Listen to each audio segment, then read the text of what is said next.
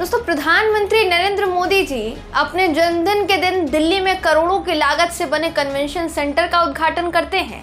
पैसा पानी की तरह बहाया जाता है और गुजरात के मुख्यमंत्री जी मोदी जी के ही जन्मदिन के उपलक्ष्य में जनता के घर को, जी हाँ, जनता के आशियानों को बाढ़ के पानी में बहने के लिए छोड़ देती है। गुजरात में बीजेपी की सरकार है। अब यहाँ जो मैंने कहा है ये क्यों कह रही हूँ, इसलिए कह रही हूँ क्योंकि गुजरात के हजारों परिवारों को खतरे में डालने का आरोप लगा है गुजरात के मुख्यमंत्री भूपेंद्र पटेल पर।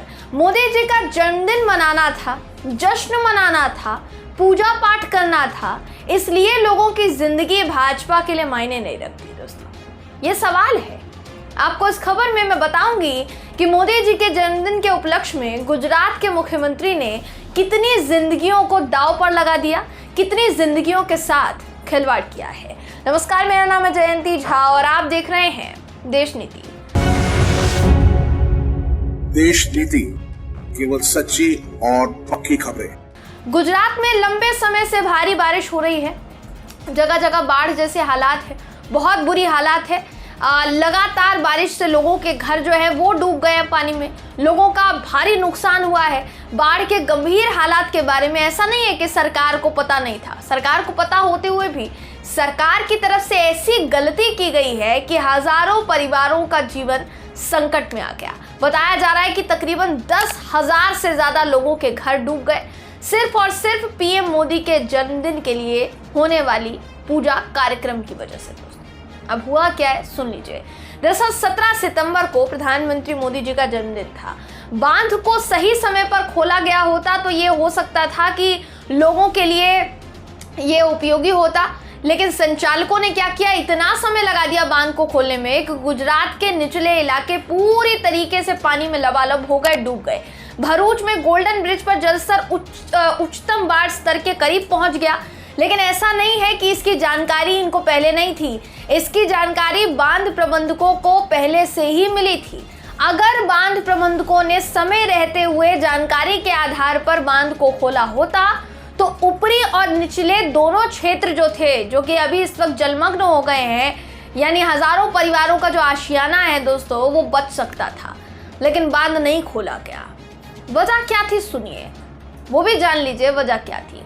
खबर है कि बांध प्रबंधकों ने इस बीच में पानी छोड़ने का कार्यक्रम इसलिए बंद कर रखा था क्योंकि प्रधानमंत्री नरेंद्र मोदी जी के जन्मदिन को लेकर बांध पर एक कार्यक्रम आयोजित किया गया था और राज्य के मुख्यमंत्री उस कार्यक्रम में शिरकत करने वाले थे। 16 सितंबर को होता यह है कि 10 बजे तक सभी एसएसपी बांध को नहीं खोला गया था, जबकि 15 सितंबर की शाम तक जलस्तर FRL के करीब पहुंच गया था। बहुत गंभीर स्तर होता है। पानी को छोड़ने का काम पावर हाउस और कैनाल हेड पावर हाउस के द्वारा किया गया था। यानी आप समझ सकते हैं कि अगर बांध को खोला गया होता तो ये सारी चीजें नहीं होती। लगभग 48 से 72 घंटे लेट होने के बाद CWC और SSNNL यानी सरदार सरोवर नर्मदा निगम लिमिटेड जो है दोस्तों, उसने कार्यवाही योग्य पर्याप्त जानकारी के बाद ये निर्णय लिया कि निचले स्तर के नदी में पानी छोड़ने का जो समय है अब वो आ गया है। अधिकारियों को 17 सितंबर को सुबह 5 बजे तक 706 क्यूमेक्स तक पानी जो है वो छोड़ना होगा और उसके बाद कई घंटों तक उसी उच्च स्तर पर बनाए रखना होगा। ये जानकारी मिली थी अधिकारियों को, लेकिन 17 सितंबर को मुख्यमंत्री जी प्रधानमंत्री जी के लिए बांध पर पूजा कर रहे थे, उस कार्यक्रम में मौजूद होने वाले थे। मतलब पीएम मोदी का बर्थडे है तो भले ही हजारों परिवार पानी में डूब जाए, फर्क नहीं पड़ता। नहीं, अगर बांध से पहले पानी छोड़ा जाता तो संचालकों द्वारा की गई जो गलती है, इसकी वजह से जो आपदा हुई है, हो सकता था वो टल जाती। जब सब कुछ जानते बूझते हुए अगर कुछ किया जाए तो इसमें किसकी गलती ठहराई जाए। आज अगर गुजरात के हजारों परिवार, यहाँ हजारों परिवारों का घर पानी में डूब गया है तो वो किसकी गलती ठहराई जाए, बताइए। किसी की गलती तो होगी, कोई तो जवाबदेह होगा। विपक्ष आरोप लगा रहा है कि प्रधानमंत्री मोदी का बर्थडे मनाने के लिए इस तरीके से मुख्यमंत्री जी ने हजारों जिंदगियों के साथ खिलवाड़ कर दिया, उनकी जिंदगी जो है वो दांव पर लगा दी। इसी के साथ साथ उनके जो घर है वो डूब चुके हैं। तो इसमें किसकी गलती है?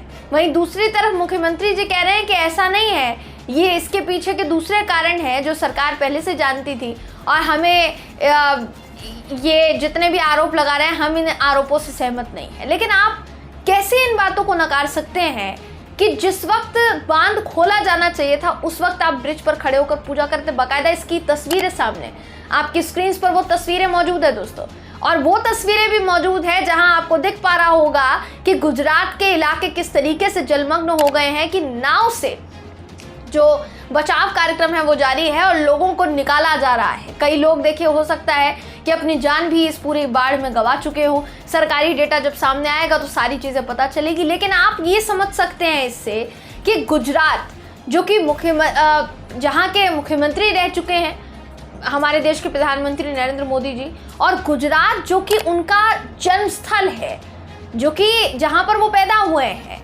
और जहाँ रहे हैं, बचपन जहाँ उनका बीता है, वहाँ के लोगों से थोड़ी संवेदना तो होगी, बाकी लोगों से हो ना हो, उन लोगों से तो होगी कम से कम, गुजरात के लोगों से तो होनी चाहिए थी ना। लेकिन वहाँ पर भी कोई संवेदना नाम की चीज़ दिखाई नहीं दे रही है दोस्तों।